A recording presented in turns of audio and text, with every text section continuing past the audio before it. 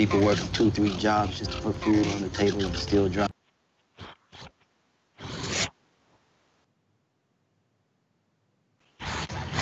They've all been ruined at the banks.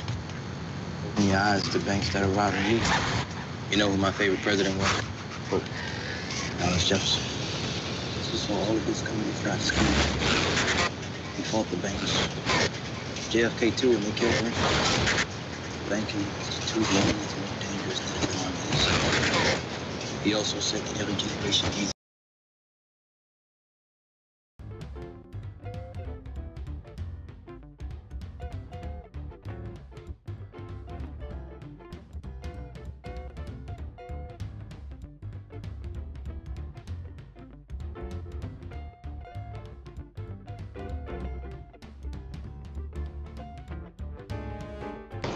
This is our plan of attack.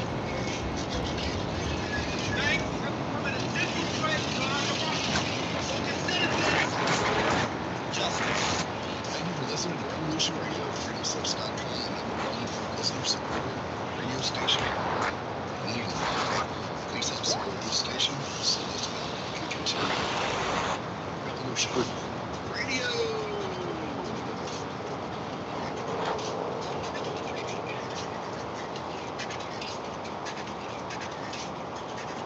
The opinions expressed on this radio station, its programs, and its website by the hosts, guests, and call-in listeners or chatters are solely the opinions of the original source who expressed them. They do not necessarily represent the opinions of Revolution Radio and freedomslips.com, its staff, or affiliates.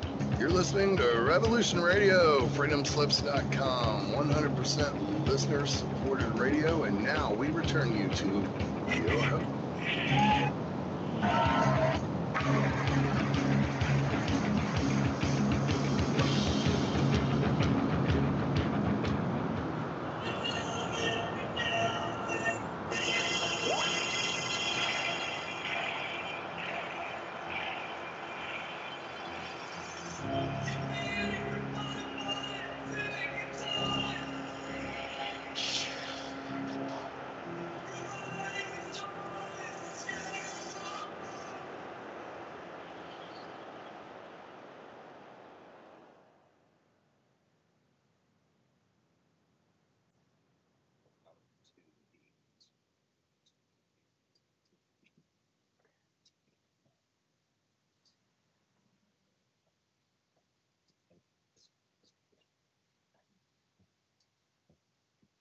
The guy needs some time off. Wow.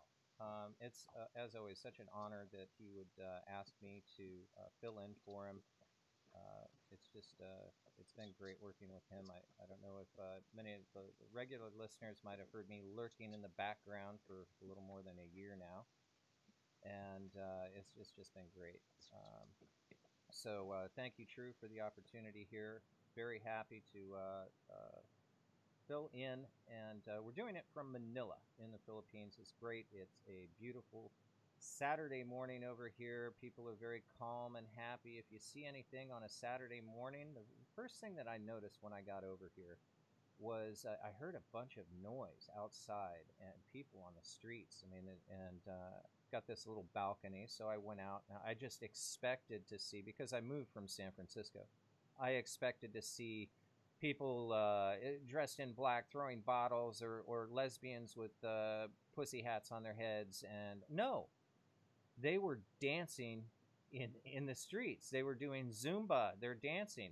And they shut down this street on the weekends, Saturdays and Sundays, in this section of Manila.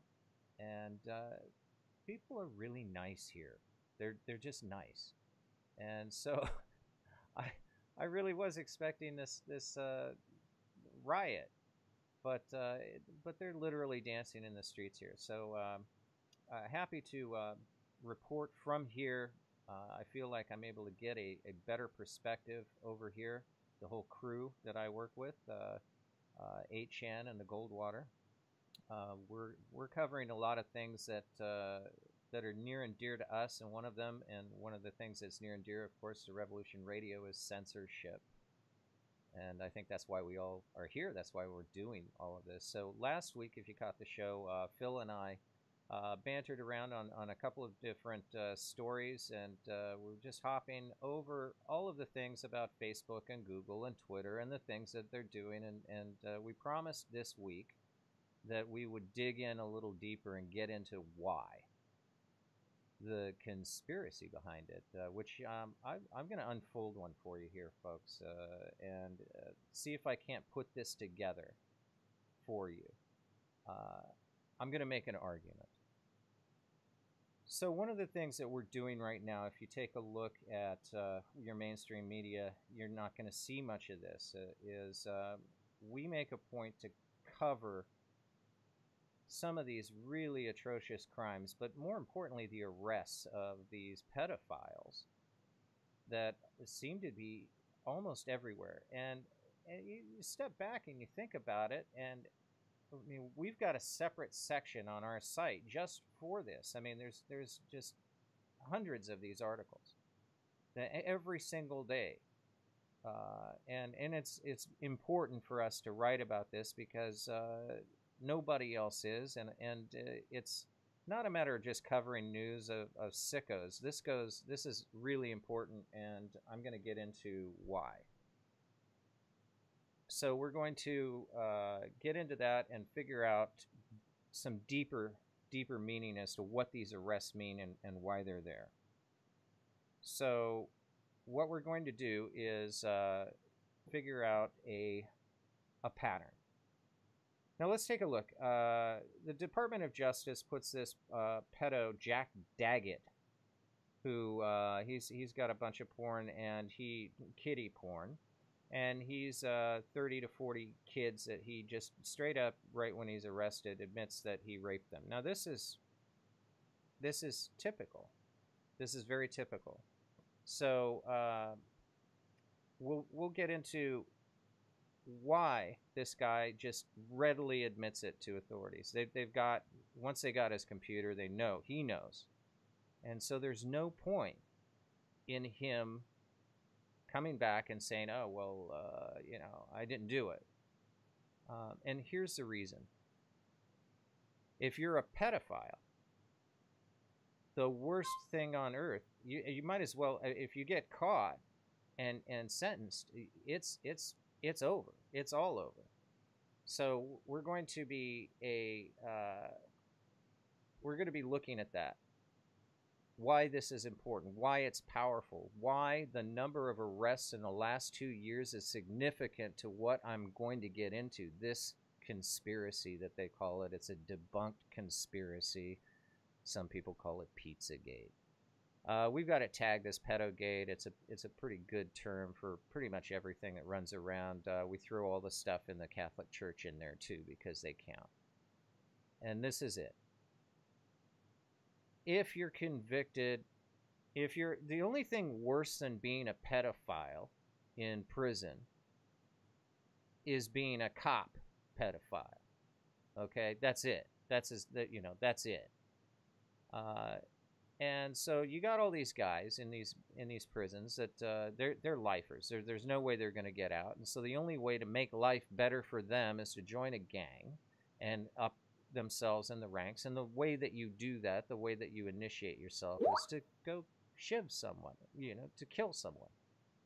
And so we're going to be looking at how significant that is, the threat, the very real threat that we have. Killing somebody in prison, why that's significant. Because obviously you don't want to get killed, right? I mean, that's not cool, and dying in prison isn't cool, and going to prison in general isn't cool, but you've been busted and nobody's going to help you, publicly at least. Now, the Clintons found plenty of ways, and Obama certainly found plenty of ways, and the Catholic Church certainly found plenty of ways to help these folks through obfuscation, through smoke and mirrors, and switching people around, and bribery of judges, removal of judges, changing of venues, all sorts of things. If you've got an important pedo, you got to protect him because he probably knows somebody, a relative of yours, that's been in the same group. So that's how it works. And these people do not want to go to prison. So here's the deal. you're a gang member, you're going to go kill that guy. I mean, because those are the guys, they're the lowest on the totem pole. Those guys are expendable. Now, you'll take a look at the prison systems. Most of the 50 states have a program in place when you go to prison that's requisite. When you first get in, they send you to a classroom and teach you about pedophilia. They humanize it. They make a point to have psychologists come in and explain that these people are human, that they're, and they are, they're human. And I mean, I'm not advocating some straight up murder in prison. Maybe some of them really do deserve it. And you can kind of, I don't know, there's some sort of justice that's going on there. You kind of figure that it takes care of itself. But the problem is so pervasive that that's the first thing they do to what they call the fish, the new guys that are coming in. And so they take the guys from the fish tank, they put them into a classroom, they teach them about pedophilia for 2 or 3 days, so you're less likely to kill them. Or, maybe you feel a little bit sorry after you do. So that's the culture. That's where they're going, and it's not a pretty place. It's you might as well, a lot of these guys just hang themselves, or they don't even make it to trial. So they're going to do everything in their power not to get there. And these people are going to spill the beans right away. So, for example, Mr. Jack Daggett, who, raped 30 to 40 kids, he's in jail now. But he's going to do everything he can because he's a distributor also. He's a production guy. He asks these kids to send him videos, and we'll get into guys that you've got absolute proof that they've got studios for this stuff, and they're kidnapping children and raping them and killing them, and because it's an industry. So these sickos obviously need to be dealt with. Now the problem is that the people that are buying this are from all income levels. Okay, this isn't just like crack cocaine, a degenerate type of drug. It's not just black people that are doing it or Mexicans. It's not gangbangers. It's everyone, including royalty, including a former president of the United States. Okay, this is a serious problem. Now, follow me on this. I submit to you that what we just dashed into, just a little bit of it, is a currency, and it's not only a currency, but it is the most valuable currency in the world, is the use of pedophilia, the use of extortion and bribery, through the abduction, the rape of children, and the murder of children. I know that sounds outlandish, but follow me for a second here. We're going to get to the Clintons. Don't worry about it. But let's take a look at why is this, why are people protecting this? Why would you? First of all, because these people, I mean, nobody is going to publicly come out and say, hey, I support this guy. He's a pedophile. We've got video of him, and the court has video, and they found 3 kids in his basement. Nobody, the governor isn't going to come up and say, hey, listen, he's a good friend and I stand by him. Nobody can do that. Not even the worst of the worst of the worst crazy resist people can do that. But check this out. They're trying. They really are. And guess where these people are from, okay? These people are from San Francisco. But they have to they're not going to do it in the United States. So where are you going to do it? What is a good place to do it that you've got a nice, comfortable, open mind society where, hey, let's try this on. Let's see if it works. Let's put our toe in the water on this. See if we can defend pedophilia. Silicon Valley, San Francisco, they're going to ship it over, and they did it, okay? They did it. And even, the only time that I normally quote Snopes is I go there just to check on how they twist things to put a little black X near whatever they want, or a green check mark for people who can't read. What they do is they completely reword the entire question or the entire topic into something incredible. But even Snopes got this one, and I was pleasantly surprised this morning. I just checked it, and we're going to be talking about, this is the TEDx speech. If you guys didn't check this out, this happened a couple of months ago. So TEDx is a group of super smart people, self-proclaimed super smart, mega smart. If you're a TEDx speaker, you're the smartest person on earth. And so here we go. You're gonna love this. On May 5th, 2018, the University of Würzburg in Germany held an event with the theme Future Societies. Now, they spelled societies wrong. Okay, YS. And these are TEDx people. But hey, we'll give them a break. It's in Germany. So why our perception of pedophilia has to change? See, it's not a question. It's a statement. It's a, you do this, you think this, your perception has to change. Why your perception has to change. So this woman named Marjam Heine, who's a medical student, gets up in front of this crowd in Munich, or in Würzburg, near Munich, and talks about how she was sexually attracted to girls. Oh no, she's talking about this guy Jonas. And God knows what's going on with her. She's certainly not going to. She's not going to out herself as a pedophile, but she talks about Jonas. And if you listen to this, if you just go to any search engine and type in TEDx pedophilia, or go into, I think it's on YouTube, or wherever you go to get your videos, and check this out, okay? It will make you nauseous. Oh, if you can still find it, that's the big question. Actually, you need to probably go to the Goldwater to get it. I know we wrote a couple articles about it. If you type in TEDx, you should be able to find it on the goldwater.com. Because TEDx pulled it and YouTube pulled it. Okay? I mean, tell me they're not testing the water here, folks. So they're talking to this woman is making this excuse, this plea, this hope, and it's so emotional, and you're disgusted and embarrassed for her. You're just wondering, who were her parents?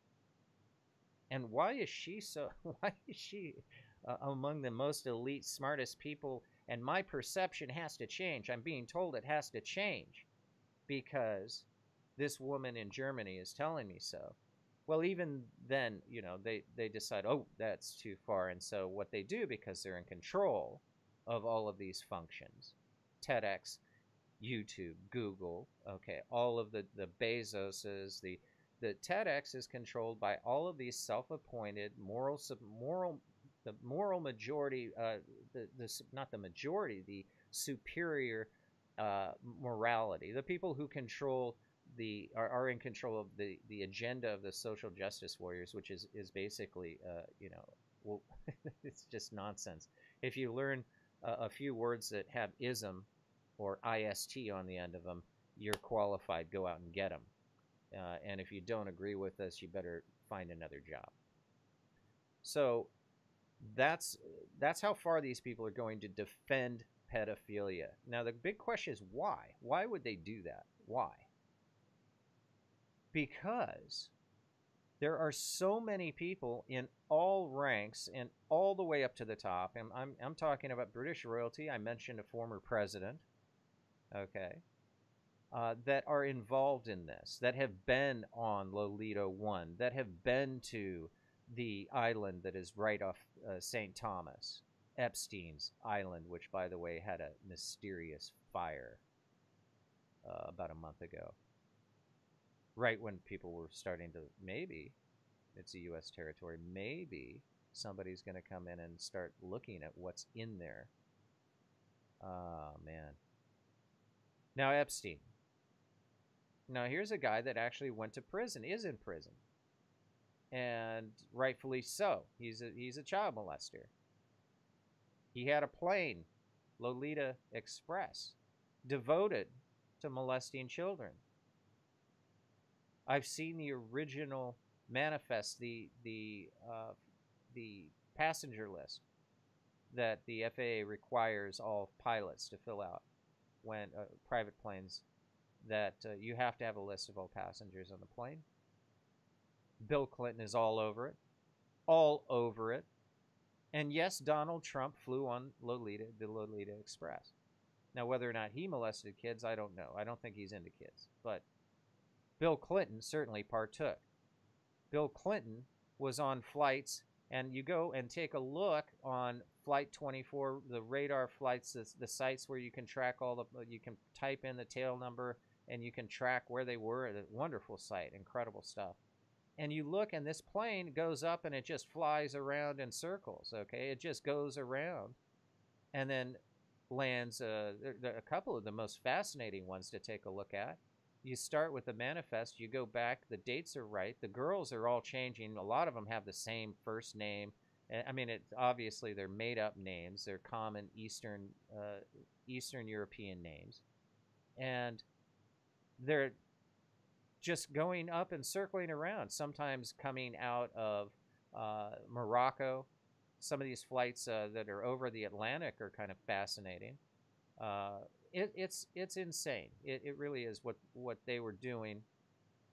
Somehow the concept of being, well, we're in international, the concept obviously is that there's no law, but in fact there is. I mean, you can prosecute these people. The plane had to start somewhere, and it obviously makes it a little more difficult. But I submit to you, and we'll get into this, who started, what was Epstein that capable? Was he capable of, did he intend on doing this? Because if you look at the interviews and you see the guy, he doesn't seem to be, like, it doesn't seem that he would be the mastermind of this entire thing. And we're going to I'm going to bring Phil in here in a bit, and he knows where I'm going with this. And yes, we're going to be talking about Mossad. And what is Epstein's connection with Mossad? And how far do you have to screw up to go to prison when you're in that position? So this guy must have done something really, really wrong. Now, why it's important that we're having all of these arrests is that, obviously, once you start at the bottom, the people that are producing this, these guys are going to fold and the dominoes will start falling. So this is very, very encouraging. I mean, as hard as it is for us to report every single day the atrocities that are going on, because you're learning about just this sickness, and it's an incurable sickness. The only cure is that these people can never be around children, ever. And hey, listen, too bad. I'm sorry. Some people are born blind. Some people have problems some people have the worst ailments ever. Okay, but this is a sickness, and the only way, it's incurable, and the only way is to keep them away from children. And a lot of people will tell you, hey, listen, watching child porn prevents me from, are you serious? So what happens when you get tired of that one tape? You're going to want more, you're going to buy more, and somebody's going to go kidnap another child so you can watch it. There is no cure for this, and helping by this argument that child porn is a good thing, because it dissuades people from acting out. It's ridiculous. It's insane. So anyone that feeds you that line, move, look up. I bet there's a TEDx banner above them. If there's all the people that want to stand in that line to go see another speech about how pedophilia can be cured with child pornography. Can you imagine these these ideas are, they're really testing it. They really are. So ridiculous. We're gonna just get into it, and I submit that I bet we can just take a peek. I mean, I'm looking at our pedogate thing, and this is just really disturbing. You've got the mainstream media that involved in covering this up, okay? And not just this, but we've got Harvey Weinstein. Now, this is included in pedogate over here, Shea Goldwater, because Weinstein's crimes are definitely tied, and Hollywood is definitely tied to pedophilia. Just ask Corey Haim. And that guy, man, what a terrible childhood, being tossed around from hot tub to hot tub in the Hollywood Hills. Fed drugs, and I mean that was his childhood, this guy. So you got to applaud him for standing up and saying, hey, listen, these guys rape me all the time. Rape was a common thing. You just knew it was going to happen. You had no choice, and you just did it. They fed you drugs, and they had sex with you. So, hats off to people like that. But that's why he's in the pedogate, and that's why, and guess what? Yes, it does tie back into censorship, because NBC lawyers are threatening Ronan Farrow, and did threaten him to even report on Harvey Weinstein when all of this was breaking. Now, there's certainly another angle to the Me Too argument, which shows you how Hollywood's contribution to this really, makes the point clear that these folks should never do anything but act. Okay. And Phil's got a few opinions about that. Let's open it up. I mean, I think that's a good place to start. Phil, do you think these folks in Hollywood should be telling anyone what to do aside from act? Yeah, that is hilarious. Like you said, it's the absolute hypocrisy of a bunch of sexually harassing, child molesting. I'm even going to go with polluters, because once again, what you got, Leonardo DiCaprio flies around on his jet every day. He's on this, big, jet, using more fuel than I will ever use in 5 of my lifetime, so that he can tell people to reduce their carbon footprint. And up environmental awards too. Oh, by the way, folks, this is Phil. Writer and editor at large here in Manila at the Goldwater. He's doing a fantastic job. You can check out some of his articles. Wow, he is certainly not a rank and file member of anything, so we appreciate that. Welcome, Phil, to the show. Welcome. But interesting. The environmental aspect of it. Everything is sustainable and renewable and all of this. Right. And he's picking up awards for this. But the one thing is the one thing not sustainable, renewable, are children. Right. You can grab those, use them, and throw them away. Kill them. Have sex with them and kill them. Throw them away. Those makes sense, not though, sustainable. Yeah, it makes sense, though. Hollywood's all about appearances, right? So you put on this, you're putting on a show. That's all it is, right? So it makes sense that, of course, they would project an image and then not at all live up to it. That's Hollywood, folks.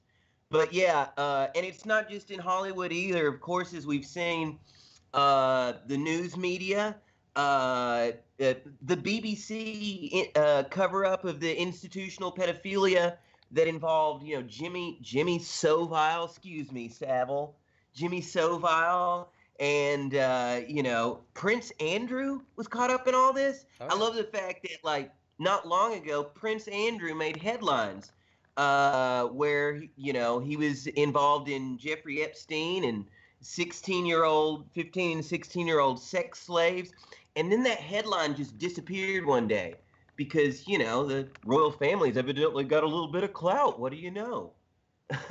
It's it's ridiculous, and it's really scary that at the top rungs of society, in, think of Rotherham and these, child grooming scandals. A lot of these, the reason why they were allowed to go for so long is because you've got the legal counsel and cops who were getting paid off by having sex with these children who'd been kidnapped, put on drugs, and then forced into prostitution by the Pakistani Muslim grooming gangs. Excuse me, Asian gangs is what they call them in Britain. Oh, right, yeah. You can't... Because it's actually illegal in Britain. I don't know if you knew this. If you're playing cards, you're not allowed to call spades spades. Oh, wow. Oh, man. No, actually, Excuse me, you're supposed to call it a black card that looks like an upside down heart with a line through it. Well, I couldn't figure it out when I was reading, a lot of the source articles that Steve Deller, our European writer, he's got a number of tasks over here at the Goldwater, but yeah, pretty much he takes care of Europe and recently Brazil. But we were trying to figure. I was trying to figure out, like, what is this? Because I'm reading in German. My German's not that good, and the French is, and they're just not referring to these people. And the translation is youths, youths. YOUTHS is what they're calling youths. Not immigrants, not illegal immigrants, nothing to denote that they came from a different country. They don't speak German, they don't speak French, they don't speak Italian, but they're youths. That's innocent enough. How about rapists? How about murderers? I mean, yeah, you can't obviously call them all that, but I submit to you that anyone that suggests a name that is remotely close to suggesting that these people are political prisoners or they are seeking amnesty for political reasons, no, they're not. Just like anyone else, they got problems in their country. They need to get out. They don't care if they break the law. They don't care who or where they're going, aside from the fact that, hey, here's a new place where we can make things better. You can't blame them for that. What you can do is blame the country that says, hey, we want everybody, bring them over. Let's have that Merkel feeling. I don't know. Are people feeling Merkly over there? What is that? Is that the feeling of Merkel? Is that the blade of a knife going into your stomach? Germany's a mess right now. I don't know if you've caught all those articles Steve has been writing. Yes. Oh my gosh. It's getting serious when, in Germany, if you the Roman salute, they called it until Hitler, and then they call it the Nazi salute, but it's the Roman salute, and it's we used to do that in the U.S. when we were pledging allegiance in the 30s. But anyway, so if you do the Roman salute in Germany, you go to jail. If you disagree with the numbers on the Holocaust, you go to jail. So for folks to be marching in the street and there to be swastika graffiti, this, you can only push someone so far. When what was it? The guy stepped in because somebody's getting raped, and then they kill the guy in front of his daughter. Yeah. I mean, yeah, it comes a point where, it's been years of this mass rape and people being beat up. I saw something in Sweden where some BBC reporters got beat up. They're trying to cover this. Yeah. So, what's going on with these? And then the guys are just like, no, F you. We are going to beat you up because we are youths. Yeah, that was Australian Good Morning America, I think. Was it? Yeah, okay. Yeah, yes. That was hilarious. They were there to say, oh, well, look, there's nothing wrong here, and they get mugged and harassed and beat up. It's crazy, and because they're going there with a particular agenda, and this all ties back into censorship. I mean, NBC, what they're doing with what they did with Ronan Farrow, but the main networks, they're not reporting what we are. I don't see any of this. I mean, cross-reference all of this, all of the, you certainly don't see it on cable news. None of it on cable news. Because why? I mean, there's so many reasons why. First of all, there's a knee-jerk thing that, hey, we don't want to admit that maybe arresting pedophiles is good because the person in charge, we don't like him. So you can't ignore the fact that they really just hate the president. And we're not going to be talking about Trump today. I mean, we're just talking about the media perception, but you can't leave him out because they just absolutely hate the guy because he's a threat. He's definitely a threat to the established, what we're going to be getting into in a little deeper sense here, which is he doesn't seem to be part of it. He may be part of something else, but he doesn't seem to be too friendly to the plight of the pedophiles. So, yeah, I mean, where are you going to excuse not reporting this and not reporting on the crimes in Europe that are happening that are going to result in crimes from other people, from the other side, from the what the ultra right wing people are going to be. Certainly they're going to push back. When you push, you're going to get pushback. But ignoring it is a big problem, and I think ignoring it is a key part of censorship. You just don't say anything, right? So what other things don't we know that somebody had their hands on that an editor said, no, we can't do that, let's bury it? Now I submit to you that these factions, this media, it's gone so far over and it's getting so extreme that they're defending pedophiles. They're outright claiming they love the idea of socialism. They're testing the water with all of these different ways of controlling who gets to see what and who gets to think what and who gets to say what, that it's going to get so extreme that there's got to be a little faction that's going to break off, and these people are going to come out and there'll be executives from Google and Twitter and Facebook that are going to spill the beans. You already see little groupings of them right now, which is kind of surprising. I mean, these people are, you need a group of 100 people right now, which is apparently what happened at Facebook this week.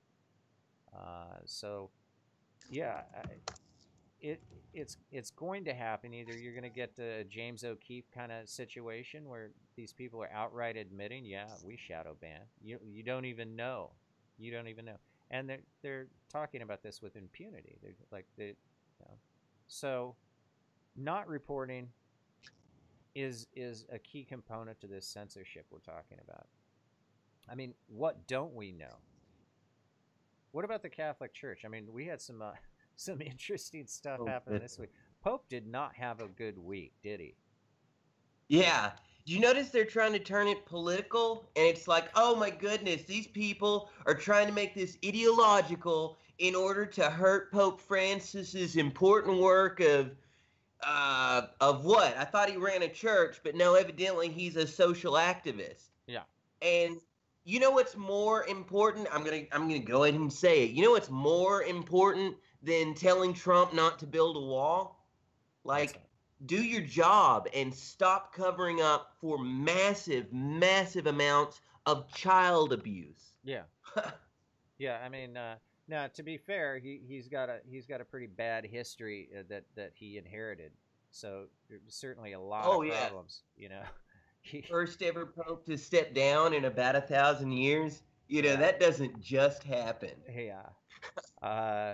There's a lot of certainly there's some really Popes dark, dusty corners over there that man, that whole place needs to be pressure washed.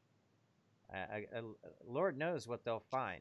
I mean, what they'll find with that. I don't know if you're capable of doing it. I mean, certainly there's just way too much. I mean, the horrors, really, the horrors of it. All in the name of God. All in the name of God. Terrible stuff, Phil. I mean, this pedophilia seems to have been it's more important in society than anything else right now. It seems to be everywhere, and it seems to be a currency. I mean, I view it as that.